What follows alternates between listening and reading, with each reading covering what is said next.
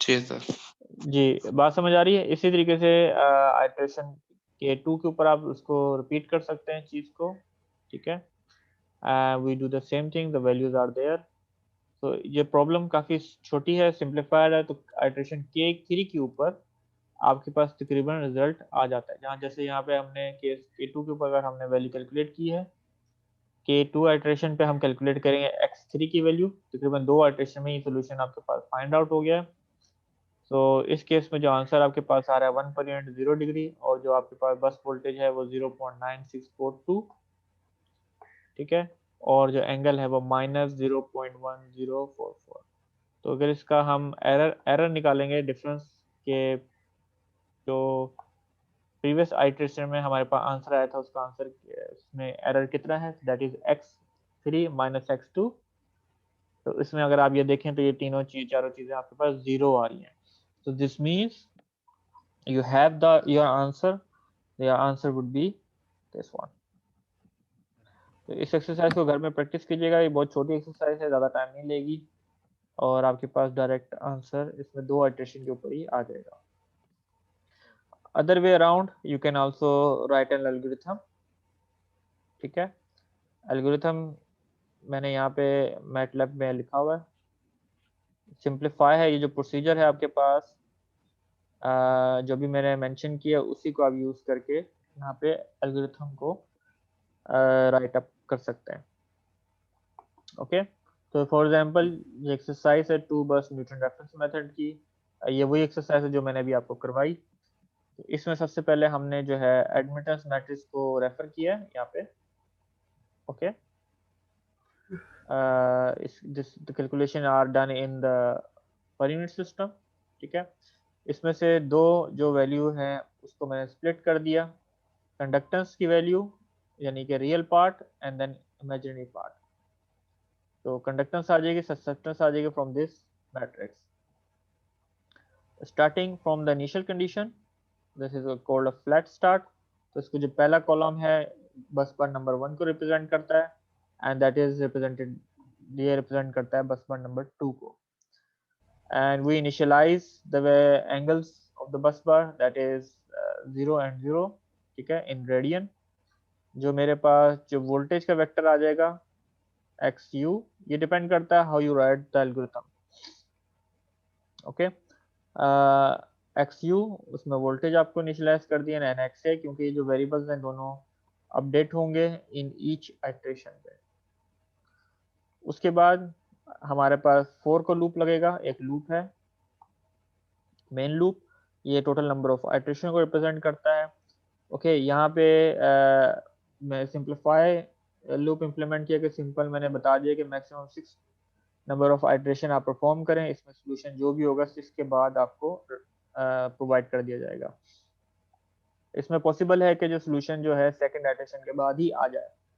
तो उसके बाद अगर आप कंटिन्यू करते रहेंगे कैलकुलेशन को तो वो आंसर आपका अनचेंज रहेगा। तो आपका जैकोबियन मैट्रिक्स भी चेंज नहीं होगा, इनपुट वेक्टर भी चेंज नहीं होगा, एट द एंड आपका जो स्टेट मैट्रिक्स होगा for every iteration that will be remain.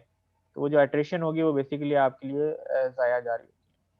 लेकिन that's why we can add some more while loop, जहाँ आप टर्मिनेट कर दें कि अगर आपके पास डिफरेंस जो है x3 और x2 जो भी एस्टिमेटेड वैल्यू और प्रीवियस वैल्यू का डिफरेंस लेस देन टॉलरेंस है तो आप उस लूप को टर्मिनेट कर दें।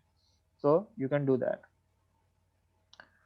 अच्छा जी, तो यहाँ पे हमने सबसे पहले क्या कैलकुलेट किया with in loop.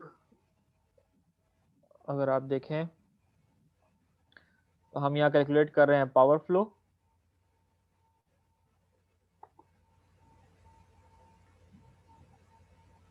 Okay, okay,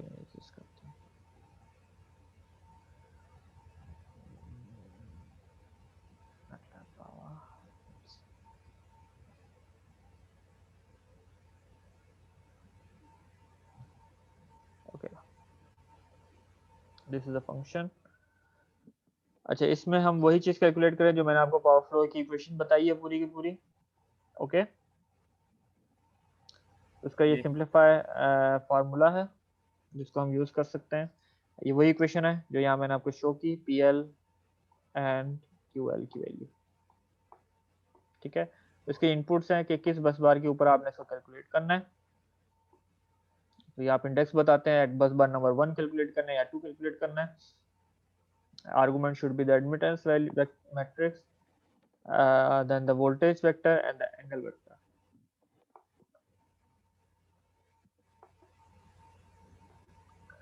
okay तो इससे हमारे पास जो अभी हम जो इंडेक्स दिया है 2, जो मैंने आपको बताया था, हम कैलकुलेट करेंगे, कैलकुलेटेड वैल्यू जिसे कहते हैं,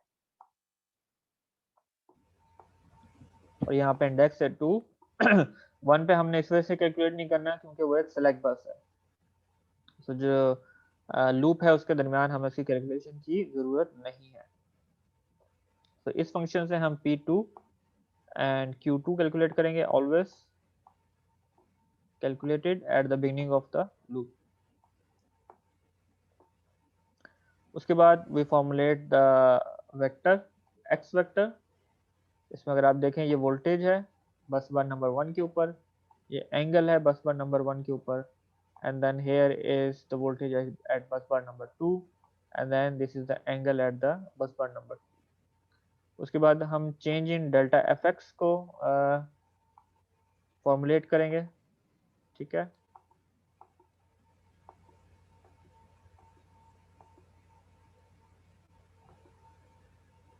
So both elements are 0 for first two, and then for second which is minus 0.1 for reactive power minus q, ये कैलकुलेटेड वैल्यू यहाँ से आएगी जो हमने यहाँ इस फंक्शन से कैलकुलेट की है, और फिर minus 1.0 this is the load जो हमारे पास गिवन है नेटवर्क में, और एक्टिव पावर जो कैलकुलेट होगी would be from this side as calculated over here, okay।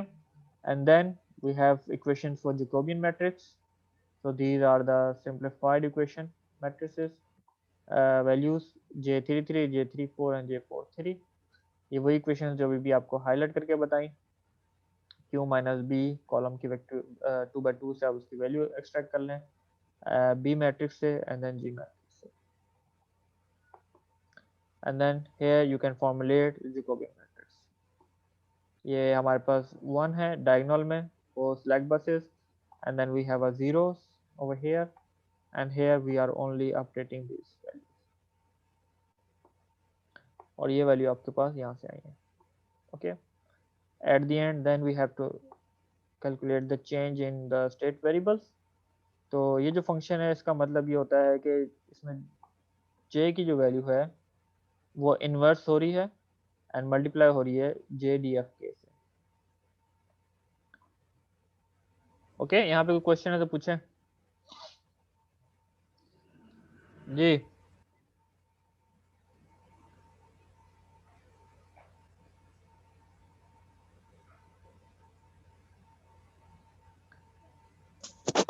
Okay उसके बाद हम यहाँ पे अपडेट कर देंगे, यानी कि वैल्यू कैलकुलेट करेंगे for the next iteration, so the previous value plus the change in the state variables, that is here, and here we do the updation of the state variable for the next iteration.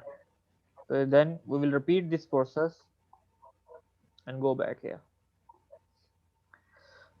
After this हमारे पास ये जो दो parameters हैं ये updated हैं, ठीक है। ये दोनों हमने पैरामीटर को अपडेट कर दिया जो हमने एस्टिमेट किया था। At the end when the process is terminated, उसके बाद हम जो पावर फ्लो की पोस्ट प्रोसेसिंग कहते हैं, इसमें हम पावर फ्लो कैलकुलेट करेंगे कि वो हमारे पास क्या वैल्यू है जो स्लैक बस के ऊपर आ रही है, और जो वो क्या वैल्यू है जो हमारे पास लोड बस के ऊपर आ रही है।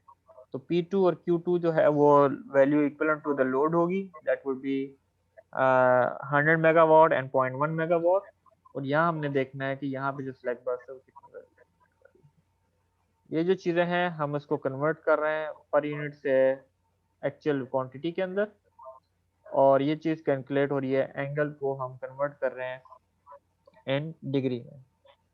इसको अगर मैं रन करके दिखाऊं आपको,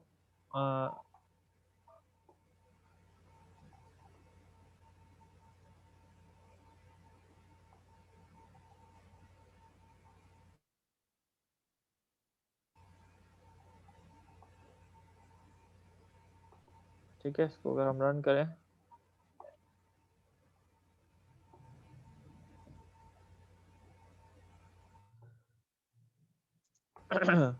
इसको रन किया गया 6 टाइम्स, ठीक है, क्योंकि इसमें हमने 2 का लूप नहीं अटैच किया हुआ। तो हमारे पास जो वैल्यूज आ रही हैं एट द एंड, जो रिजल्ट्स आ रहे हैं, that will be let's say P1 and P2। तो P1 जो है हमारे पास है वो ऑलमोस्ट 104.3561 मेगावाट है।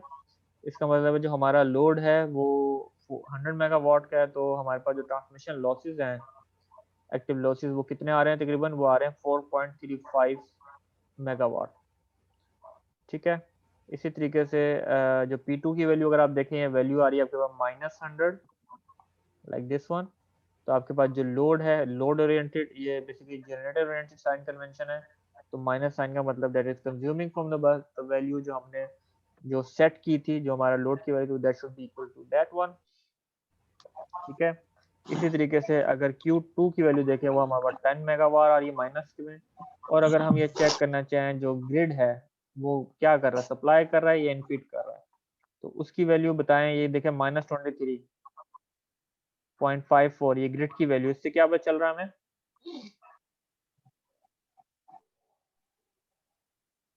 जी, सप्लाई कर रहे सप्लाई नहीं कर रहा ना, कंज्यूम कर रहा है। इसका फीड मतलब कर जो रहे केबल की जो हैं, कैपेसिटेंस है, है। जी माइनस है फीड ना, कर रहे हैं जी जी। सही से। ठीक है, वो नेटवर्क से ले रहा है। इसका मतलब ये है कि जो ग्रिड में जो कैपेसिटेंस लगी हुई है ट्रांसमिशन केबल में, उसमें एनर्जी ज्यादा है, कैपेसिटिव पावर ज्यादा है, ठीक है। So it need to be absorb by the grid because this is 110 kV, okay. तो आज उसके ऊपर हमारे पास जो वोल्टेजेस के मैग्नीट्यूड क्या है, वो हम कैलकुलेट कर सकते हैं XU से एंड XA से। तो obviously if you see this vector that is 110 kV, तो ये तो हमारी होगी स्लैक बस।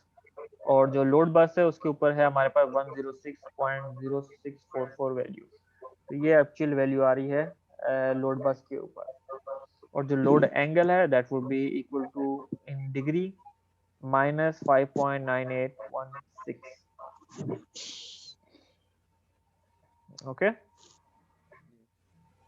सही।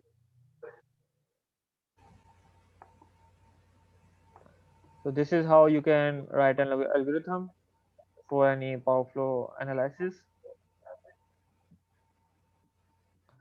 यहाँ पे कोई क्वेश्चन है तो पूछिए।